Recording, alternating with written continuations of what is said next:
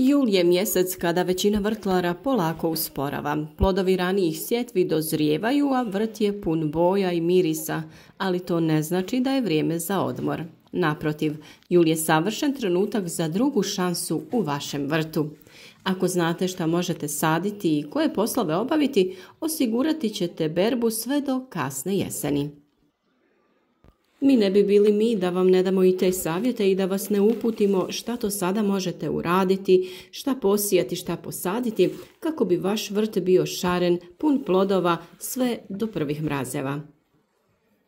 A šta se to može sijati i saditi u julu? Možda vam zvuči iznenađujuće, ali jul je itekako aktivan mjesec za sjetvu. Evo nekoliko biljaka koje odlično uspijevaju ako se posiju upravo sada.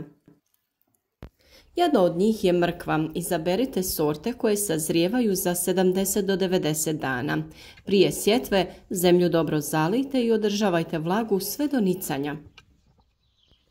Druga biljka je niska boranija. Toplota joj prija i brzo će niknuti i donijeti rod.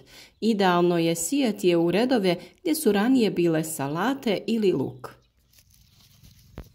Julska sjetva cikle daje slatke i sočne plodove u septembru i oktobru. Možete je koristiti kao mladu za salatu, te praviti od nje različite salate koje ćete kiseliti za zimu ili pripremiti sok. Rotkva i rotkvica brzo rastu i ne traže mnogo pažnje, ali vole redovno zalijevanje što je vrlo važno u ovim vrućim ljetnim danima. Blitva je sjajna za drugu polovinu sezone. Berete ju po potrebi, a do nicanja je potrebno održavati zemlju vlažnom. Ukoliko imate priliku da ju posadite u sjenu neke druge biljke, to bi bilo odlično. Sada se priprema i presadnice zimske salate za jesenju sadnju. Sijete ju u hladovinu ili polusjenu, a presađujete krajem augusta. Ukoliko imate mjesta u vrtu, možete to uraditi direktno u tlo, a ukoliko nemate mjesta, možete ju uzgojiti i u nekim posudama kao presadnice. Tu su i neki začini poput kopra, peršuna, matičnjaka, biljke koje se lako siju direktno u zemlju i donose svježinu jesenjih jela. Pored direktne sjetve, postoji mnogo gotovih presadnica koje sada možete posaditi.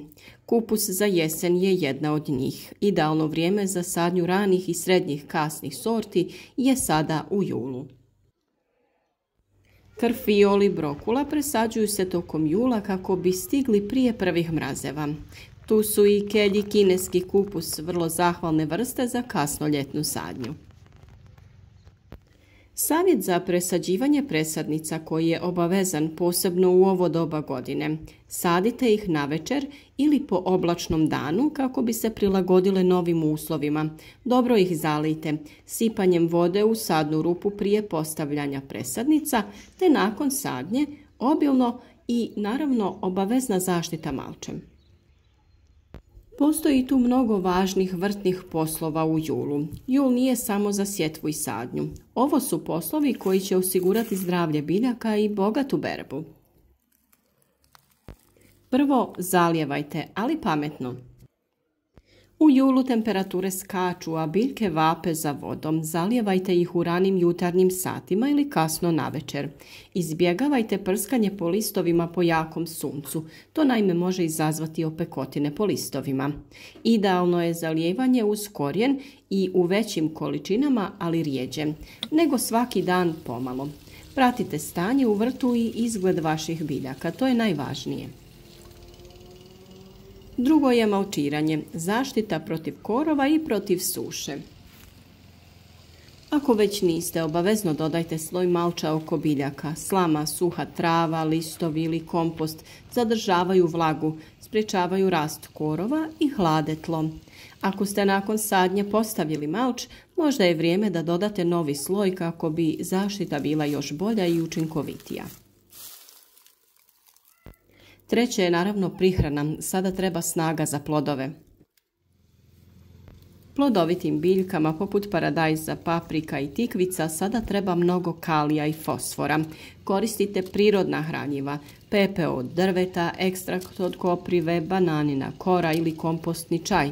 Recepte smo vam već dali u posebnom videu.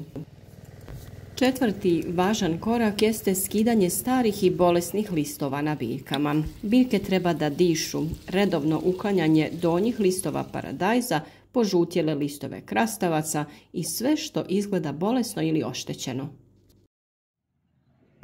Peti korak je zasnivanje gredica za jesen. Isplanirajte gdje ćete u augustu sijati špinat, rukolu, zimski luk, zimski grašak. Priprema zemljišta počinje već sada. Nemojte misliti da ste zakasnili. Vrt u julu nije kraj sezone, nego nova prilika. Uz malo truda sada uživat ćete u svježim zdravim plodovima i kada drugi vrtlari već zatvore svoje bašte.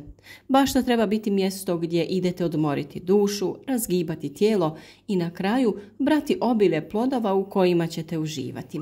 Znam da se čini kao neprestani posao, ali isplati se, vjerujte. Kada napravite osvježavajuću salatu, skuhate neko jelo puno nutrijenata, spremite zdrave i ukusne plodove za zimu, srce je puno, a i duša.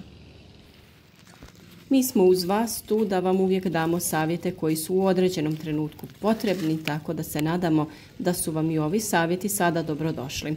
Za sve druge savjete družite se s nama na našem YouTube kanalu svaki dan kada objavljujemo novi video savjet koji će vam biti od velike koristi u vašem radu u vrtu. Lijep pozdrav!